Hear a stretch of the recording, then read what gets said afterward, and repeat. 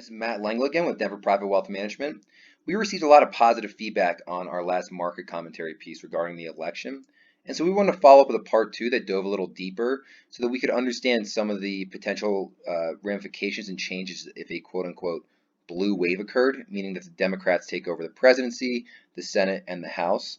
Now, we already have a pretty familiar understanding of the agenda under the current administration. And so this isn't to pick sides whatsoever, but we just want to provide some perspective and maybe some ideas of what could potentially happen if there was going to be a change in the government. So this first chart is going to look at the relative performance of companies that have been had high exposure to the U.S.-China trade war since early 2018. And what we've seen is over the last few years here is while U.S. stocks have done incredibly well, companies and stocks that have had exposure to the China trade war, along with other international stocks, have lagged comparatively to US-based stocks. However, under a Biden administration, we're going to see a lot more of a push back towards globalization, as well as easing some of those trade tensions with China. So we could see both international stocks and then also stocks that have been caught in the crosshairs of this China trade war as a potential place to see some growth in the coming years if Biden were to become president.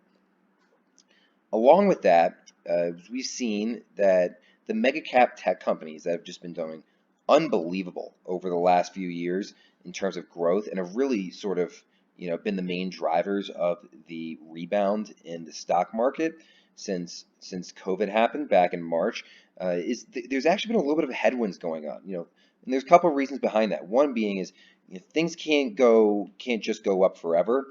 But then also, interestingly, is we're starting to see a little bit more regulation going into the tech sector. So what I mean by that is the Trump administration actually recently just filed an antitrust suit against Google, and we'll see what comes of that. But Biden, if the Biden administration and the blue wave occurs, has already pointed to wanting to put more restrictions and a little more regulation on these large tech companies.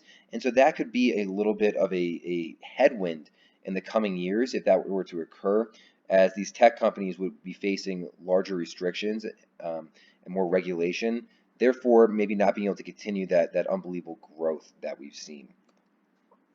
And finally, our last slide is going to be looking at, under a blue wave, again, would be understanding that they're going to be wanting to push through more taxes, specifically raising of capital gains tax. And a lot of people are concerned that this is going to lead to a huge sell-off in the stock market and people not wanting to invest. But if we look back in time, the last two times that capital gains taxes have been increased, in 1986 and in 2012, looking at this chart here, the stock market continues to go up. People still need to outpace inflation. People still need their money to grow. Not to mention that, working with professionals, working with the right type of firm, we should be able to be limiting some of those capital gains for you in a well-balanced portfolio, so that we're not having as large of a tax drag due to these potential changes coming in the future. So that's just a little bit that we've seen, a little bit more insight. As always, we just love helping our clients understand and bring some insight and clarity into what we're seeing in the stock market and different financial and political observations as a whole. Please feel free to reach out. We're always happy to more direct conversations regarding your own personal account and your own personal investments. Thank you.